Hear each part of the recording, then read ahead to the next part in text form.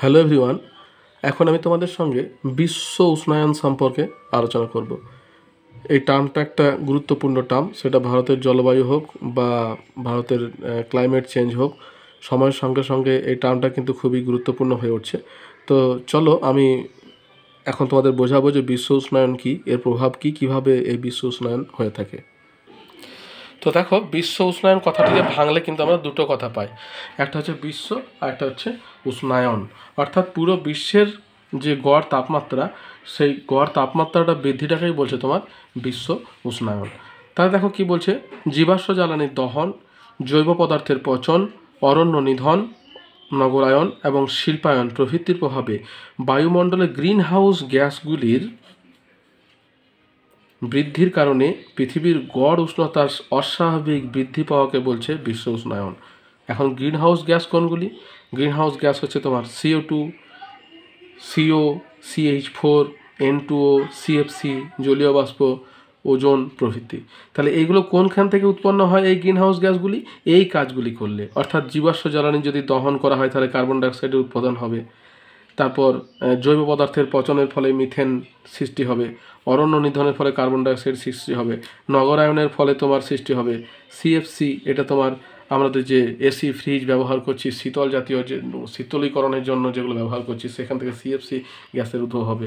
তাহলে এই সমস্ত কাজের জন্য যখন এই সমস্ত গ্যাসের সৃষ্টি হচ্ছে এবং পৃথিবীর গড় তাপমাত্রাটা যে অস্বাভাবিক হারে বেড়ে চলছে, এটিকেই বলছে বিশ্ব উষ্ণায়ন। আমরা কিন্তু দেখো প্রতি বছর যে গ্রীষ্মকালে যখন তাপমাত্রা হয়, প্রতি বছর কিন্তু রেকর্ড ব্রেক করে। আমাদের ধরো কোনো বছর ম্যাক্সিমাম তাপমাত্রা 51 হলো, তো তারপরের বছর 52 হবে, এরকম করে রেকর্ড ব্রেক করছে। তার কারণটা কি? তার কারণ হচ্ছে এই সমস্ত অপরিকল্পিত কাজ। এখন দেখো বিশ্ব উষ্ণায়নটা হয় কেন, অর্থাৎ এই সমস্ত গ্যাসগুলি বৃদ্ধির সঙ্গে সঙ্গে উষ্ণতাটা বাড়ছে কেন, তার কারণ কি সেটা এখানে বলছে। দেখো বলছে, বায়ুমণ্ডল ভেদ করে ক্ষুদ্র তরঙ্গরূপে সূর্যরশ্মি ভূপৃষ্ঠে পতিত হয়ে ভূপৃষ্ঠকে উত্তপ্ত করে। অর্থাৎ আমাদের যে total insolation, incoming solar radiation আছে, তার 60% তো আমরা জানি ভূপৃষ্ঠে আসে এবং ভূপৃষ্ঠকে উত্তপ্ত করে, এবং বাকি 40% অ্যালবেডো হিসেবে ফিরে চলে যায়। এবং এই 60% কিন্তু ভূপৃষ্ঠকে উত্তপ্ত কীভাবে করে?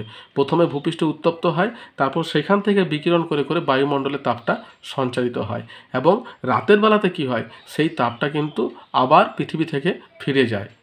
বুঝতে পেরেছো? তাহলে যখন ফিরে যায় তখন কি হয়, পৃথিবী আস্তে আস্তে শীতল হতে শুরু করে।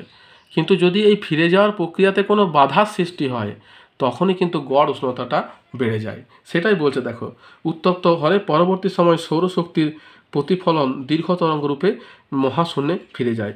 বর্তমানকালে মানুষের অবিবেচনাপ্রসূত কার্যকলাপের ফলে বায়ুমণ্ডলের নিচের স্তরে গ্রিনহাউস গ্যাসগুলির পরিমাণ ব্যাপকভাবে বৃদ্ধি পাওয়ায় প্রতিফলিত সূর্যরশ্মি দীর্ঘ তরঙ্গরূপে মহাশূন্যে ফিরে যাওয়ার সময় গ্রিনহাউস গ্যাস দ্বারা শোষিত হচ্ছে। অর্থাৎ এই যে গ্রিনহাউস গ্যাসগুলো আছে, এই গ্রিনহাউস গ্যাসগুলো কিন্তু বায়ুমণ্ডলে একটা স্তর সৃষ্টি করেছে। এই গ্যাসগুলি কিন্তু কি করছে, যখন পৃথিবী থেকে তাপটা ফিরে যাচ্ছে তখন সেই তাপটিকে কিন্তু শোষণ করে বায়ুমণ্ডলে রেখে দিচ্ছে। ঠিক আছে? অস্বাভাবিক উষ্ণতা হারে বাড়িয়ে তুলছে। পৃথিবীর এই ক্রমবর্ধমান উষ্ণতা বৃদ্ধিকে গ্লোবাল ওয়ার্মিং বলা হয়। ঠিক আছে? গ্লোবাল ওয়ার্মিং কথাটি সর্বাধিক প্রচলিত জলবায়ুবিদ তথা বিজ্ঞানী ওয়ালেস স্মিথ ব্রোকার দ্বারা হয়েছে। এবারে বলছে যে গ্লোবাল ওয়ার্মিং বা বিশ্ব উষ্ণায়নের কারণগুলি কী কী, অর্থাৎ কী কী কারণে গ্লোবাল ওয়ার্মিংটা হচ্ছে। প্রথম কারণ কি, সেটা হচ্ছে দাবানল। বুঝতে পেরেছো? দাবানল কোন জিনিসটাকে বলে? দাবানল বলে বনের আগুনকে দাবানল বলে।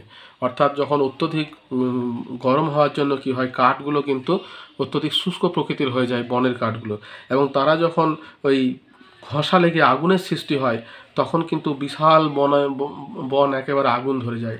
এবং এই আগুন ধরে যাওয়ার ফলে কি হয়, একদিকে যেমন কার্বন ডাইঅক্সাইডের উৎপাদন হয়, অন্যদিকে কিন্তু গাছ যে অক্সিজেন সৃষ্টি করছিল সেটারও কিন্তু তোমার কমে যায়।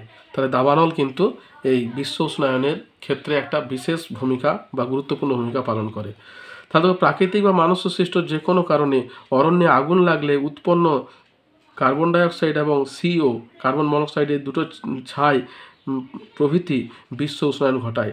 নাসার ফায়ার ইনফরমেশন অফ রিসোর্স ম্যানেজমেন্টের রিপোর্ট অনুযায়ী 2023 সালে 13 থেকে 20 ফেব্রুয়ারি মাসের মধ্যে প্রায় 1156টি দাবানলের ঘটনা ঘটেছে। এটা পুরো বিশ্ব জুড়ে। ঠিক আছে? যার ফলে তাপমাত্রা প্রায় 5 ডিগ্রি থেকে 9 ডিগ্রি সেলসিয়াস বৃদ্ধি পেয়েছে। এটা গোটা বিশ্বের। দেখো কিছু কিছু আমরা যখন সম্পদের শ্রেণীবিভাগ করি তখন কিন্তু কিছু কিছু সম্পদ হয় যেগুলো তোমার ব্যক্তিগত হয়, কিছু কিছু হয় যেগুলো তোমার আঞ্চলিক হয়, আবার জাতীয় হয়, আবার আন্তর্জাতিক হয়। তো এই বিশ্ব উষ্ণায়ন বা পরিবেশ এটা কিন্তু একটা আন্তর্জাতিক সম্পদ। অর্থাৎ এখানে আমরা যে আলোচনাগুলো করছি এগুলো কিন্তু কোনো আঞ্চলিক ব্যাপার নয়, এটা পুরো আন্তর্জাতিক, অর্থাৎ গোটা বিশ্ব জুড়ে কিন্তু দাবানলের ব্যাপারটা বলা হয়েছে। এরপরে আছে দেখো গ্রিন হাউস গ্যাস বৃদ্ধি। অর্থাৎ গ্রিন হাউস গ্যাস মানে তোমার যে গ্যাসগুলো এই carbon dioxide, carbon monoxide, nitrous oxide, CFC এগুলোর কথা বলছে।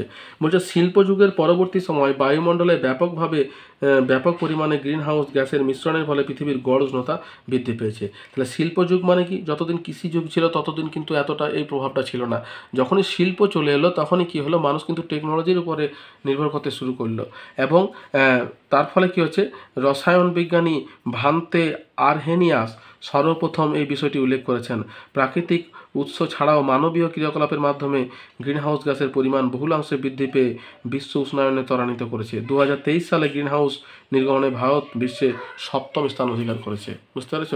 তারপরে কি আছে, জীবাশ্ম জ্বালানির দহন। জীবাশ্ম জ্বালানি মানে কয়লা, খনিজ তেল, এই দুটিকে বলছে জীবাশ্ম জ্বালানি। এগুলো দহনের ফলে কিন্তু কি হয়, প্রচুর পরিমাণে কার্বন ডাইঅক্সাইড উৎপন্ন হয় এবং গ্রিনহাউস গ্যাস। দেখো শিল্প বিপ্লবের পর থেকে কয়লা, খনিজ তেল, স্বাভাবিক গ্যাসের মাত্রাতিরিক্ত দহনের ফলে বায়ুমণ্ডলে কার্বন ডাইঅক্সাইড গ্যাসের পাশাপাশি অন্যান্য বায়ুদূষক পদার্থগুলিও সংযুক্ত হয়, যেগুলি সূর্যতাপ ধরে রাখতে সক্ষম হয় অথবা দীর্ঘ তরঙ্গের পার্থিব বিকিরণকে মহাশূন্যে পৌঁছতে বাধাদান করে। ফলস্বরূপ বায়ুমণ্ডলের উষ্ণতার পরিমাণ বৃদ্ধি পাওয়ায় বিশ্ব উষ্ণায়নে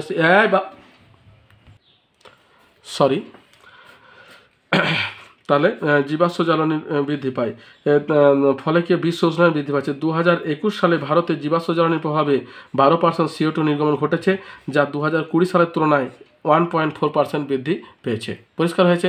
এরপরে দেখো কি আছে, দ্রুত শিল্পায়ন। অর্থাৎ আমাদের যে শিল্পের পরিমাণটা কিন্তু শিল্প বিপ্লবের পর থেকে খুব দ্রুত হারে বাড়ছে এবং দ্রুত শিল্পায়নের ফলে কি হচ্ছে, একদিকে যেমন বনভূমিকে কেটে নষ্ট করছে বা কৃষিজমিকে কেটে নষ্ট করছে, অন্যদিকে কিন্তু কি হচ্ছে, ওই শিল্পের যে তোমার শিল্পজাত যে সমস্ত পলিউশনজাত দ্রব্য সেগুলোর পরিমাণ কিন্তু বাড়ছে। তাহলে দেখো কি বলছে, শিল্প বিপ্লবের পর থেকে ইস্পাত শিল্প, বস্ত্রবয়ন শিল্প, রাসায়নিক শিল্পের পরিমাণ ক্রমাগত বৃদ্ধি পেয়েছে। ফলস্বরূপ এইসব শিল্প থেকে বিভিন্ন ধরনের বিষাক্ত গ্যাস নির্গত হয়ে বাতাসে মেশার ফলে গ্রিনহাউস প্রক্রিয়ার সঙ্গে সঙ্গে বিশ্ব উষ্ণায়নও ঘটেছে। তারপর আছে অরণ্য ধ্বংস। তাহলে দেখো অরণ্য একদিকে যেমন দাবানল, অর্থাৎ প্রাকৃতিক বা অপ্রাকৃতিক হোক, দাবানলের কারণে ধ্বংস হচ্ছে, অন্যদিকে কিন্তু আমরাও অরণ্যটাকে ধ্বংস করছি। কীভাবে করছি? বলছে বিশ্ব উষ্ণায়নের অন্যতম গুরুত্বপূর্ণ কারণ হিসাবে অরণ্য ধ্বংস বা বনবিনাশ উল্লেখযোগ্য। শিল্প কারখানার প্রসার, দ্রুত নগরায়ন, পরিবহন ব্যবস্থার এবং জনবসতির বিস্তার প্রভৃতির কারণে বর্তমানে অত্যধিক হারে অরণ্য ধ্বংস তথা দহনের ফলে বায়ুমণ্ডলে carbon dioxide, carbon monoxide, nitrous oxide প্রভৃতি গ্যাস কিন্তু বিশ্ব উষ্ণায়নের ক্ষেত্রে ত্বরান্বিত হচ্ছে। তারপরে কি আছে, যানবাহনের অতিরিক্ত ব্যবহার। দেখো আমাদের যখনই জনসংখ্যা বাড়ছে তখনই কিন্তু যানবাহনের পরিমাণটাও বাড়ছে। বিশেষ করে ব্যক্তিগত যানবাহনটা যদি বেড়ে যায় তখনই কিন্তু এই প্রভাবটা কিন্তু খুব বেশি হারে লক্ষ্য করা যায়। তাহলে কি বলছে, শিল্পায়ন এবং নগরায়নের উন্নতির দরুন পরিবহন ব্যবস্থারও উন্নতি সাধন ঘটেছে। অতিরিক্ত মাত্রায় যানবাহনের সংখ্যা বৃদ্ধির ফলে কয়লা, খনিজ তেলের ব্যবহার বাড়ায়। জীবাশ্ম জ্বালানির অত্যধিক দহনের মাধ্যমে বায়ুমণ্ডলের অতিরিক্ত মাত্রায় কার্বন কণা এবং কার্বন ডাইঅক্সাইড মিশ্রিত হয়। এছাড়াও বিমান চালানোর সময় গ্যাসোলিনের ব্যবহারে বায়ুমণ্ডলে প্রচুর পরিমাণে নাইট্রাস অক্সাইড এবং জলীয় বাষ্প মিশ্রিত হয়ে বায়ুমণ্ডলের উষ্ণতা বৃদ্ধি করছে। নেক্সট কী হচ্ছে, জীবভর জ্বালানি। তাহলে জীবভর জ্বালানি কোনগুলোকে বলছে? জীবাশ্ম জ্বালানির পাশাপাশি জীবভর জ্বালানির দহনও বিশ্ব উষ্ণায়নের অন্যতম কারণ। জৈব পদার্থের পচনের মাধ্যমে, যেমন ধান ক্ষেত, জলাভূমিতে উদ্ভিদের দেহাংশ, গবাদি পশুর মল, শহরাঞ্চলের আবর্জনা, স্তূপ ইত্যাদি থেকে নির্গত হয় মিথেন গ্যাস। বুঝতে পেরেছো? এই বিশ্ব উষ্ণায়নে গুরুত্বপূর্ণ ভূমিকা গ্রহণ করছে। অর্থাৎ এই যে মিথেন গ্যাস যেগুলো সৃষ্টি হচ্ছে বিভিন্ন রকম পচা বস্তু থেকে, এগুলো কিন্তু পরিবেশকে দূষিত করছে এবং বিশ্ব উষ্ণায়নের একটা কারণ হিসাবে এগুলো ভূমিকা পালন করছে। আর তার সবশেষে আছে কি, সিএফসি, ক্লোরোফ্লুরোকার্বন গ্যাসের নির্গমন। বলছে এয়ার কন্ডিশনার, রেফ্রিজারেটর, বিভিন্ন ধরনের প্রসাধন সামগ্রী প্রস্তুত করতে যে সিএফসি ব্যবহার করা হয় সেগুলি বাতাসে মিশে বিশ্ব উষ্ণায়নকে প্রভাবিত ও দ্রুততর করে। তাহলে দেখো এতগুলো কারণে কিন্তু বিশ্ব উষ্ণায়ন কিন্তু হয়ে থাকে, অর্থাৎ 8টি কারণের কথা বললাম। এর বাইরেও তোমাদের কোনো কারণ তোমরা পেতে পারো বা তোমরা লিখতে পারো, কিন্তু এই 8টি হচ্ছে প্রধান কারণ। এবং এই বিশ্ব উষ্ণায়নের থেকে বাঁচার প্রধান সেটা হচ্ছে তোমার কি, আমাদেরকে সচেতন হতে হবে। এবং এর প্রভাবে একদিকে যেমন তোমার উষ্ণতা বৃদ্ধি পাচ্ছে, অন্যদিকে বাস্তুতন্ত্রেরও ক্ষতি হচ্ছে। যেমন তোমার বিশ্ব উষ্ণায়ন বৃদ্ধির ফলে কি হয়, তোমার যে জলস্তর আছে এই জলস্তরটা কিন্তু যখনই উঁচু হতে থাকবে, অর্থাৎ সমুদ্রের বরফ গলে গেলে যখন বিশ্ব উষ্ণায়ন হলে কি হবে, বরফ গলবে, এবং বরফ গললে জলস্তর উন্নত হবে, অর্থাৎ উপর দিকে বাড়বে, এবং তোমার উপকূল অঞ্চলগুলো কিছুটা ডুবে যাবে। এই সমস্ত প্রভাবগুলো কিন্তু আমরা লক্ষ্য করতে পারবো। তো এইগুলো তোমার আমাদের লক্ষ্য করতে হবে। প্রভাবগুলোর মধ্যে প্রথম যেটা আছে সেটা কি, উষ্ণতা বৃদ্ধি। তাহলে গড় উষ্ণতা কিন্তু বৃদ্ধি হচ্ছে। আবহাওয়ার চরম অবস্থা, অর্থাৎ অত্যধিক গরম, অত্যধিক ঠান্ডা, এই চরম অবস্থাগুলো কিন্তু সৃষ্টি হবে। আর কি আছে, বন্যা এবং খরা, অর্থাৎ তোমার বৃষ্টিপাতের ফলে যখন বৃষ্টি হবে তখন অত্যধিক বৃষ্টিপাত হবে, ফলে বন্যার সৃষ্টি হবে। আর যখন হবে না তখন হবে না, অত্যধিক তাপমাত্রার কারণে তখন কিন্তু খরার সৃষ্টি হবে। সাইক্লোনের পরিমাণ বৃদ্ধি, অর্থাৎ যে সাইক্লোন ঘূর্ণবাত যেটা আছে সেই ঘূর্ণবাতের পরিমাণ বৃদ্ধি পাবে। যেমন আইলা, ফাইলিন, ফণি, আমফান, রেমাল প্রভৃতি এগুলো কিন্তু এখনও পর্যন্ত আমাদের ঘূর্ণিঝড় এসেছে। তাপপ্রবাহ, অর্থাৎ এই যে লু, আঁধি, এই যে ঝড়গুলো আছে এগুলো কিন্তু বেশি পরিমাণে হবে। হিমবাহের গলন, যেটা আমি তোমাদের বলছিলাম যে হিমবাহ হিসাবে যে সমস্ত বরফগুলো তোমার মেরু অঞ্চলে আছে সেগুলো কি হবে, বিশ্ব উষ্ণায়নের ফলে আস্তে আস্তে গলতে শুরু করবে। এবং গলনের ফলে কি হবে, তোমার ওই যে উপকূল অঞ্চলের যে বাস্তুতন্ত্র আছে সেটা কিন্তু আস্তে আস্তে জলের নিচে ডুবে যেতে থাকবে। আর কি আছে, কৃষিকার্যের উপরে প্রভাব, অর্থাৎ কি হচ্ছে, ধরো বিগত 3-4 দশক ধরে CO2 নির্গমনের ফলে প্রায় 30 গুণ বৃদ্ধি পেয়েছে। বিশ্ব উষ্ণায়নের ফলে ভারতে খরা, বন্যা, রাজ্যগুলি নানা সমস্যার সম্মুখীন হচ্ছে। যেমন অন্ধ্রপ্রদেশে কৃষি উৎপাদন প্রায় এত % হ্রাস পেয়েছে, মহারাষ্ট্রের হ্রাস পেয়েছে 25-30%। তাহলে এইগুলো কিন্তু হচ্ছে। আর কি আছে, সমুদ্র জলস্তরের উত্থান, অর্থাৎ সমুদ্র জলতলের উচ্চতা বৃদ্ধি পায় বিশ্ব উষ্ণতার ফলাফলগুলি অন্যতম।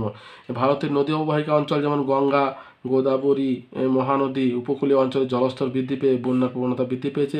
এর পাশাপাশি কৃষি শিল্প, মৎস্য উৎপাদনও ক্ষতিগ্রস্ত হয়েছে। আর কি হচ্ছে, স্বাস্থ্যের ওপর দেখো, যখনই বিশ্ব উষ্ণায়ন হবে, তাপমাত্রাটা বাড়বে, গড় তাপমাত্রাটা, তখন কিন্তু স্বাস্থ্যের উপরে তার প্রভাব ফেলবে। কীরকম ধরনের, যেমন তোমার ফুসফুসের সংক্রমণ, ফুসফুস সংক্রান্ত সমস্যা, এমনকি মৃত্যুর হারও তোমার বেড়েছে। এখন শিশুর ফুসফুসের সমস্যা বাড়ছে বিশ্ব উষ্ণায়নের ফলে।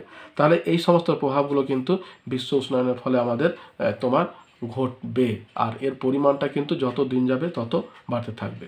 ঠিক আছে, তাহলে এতদূর পর্যন্তই।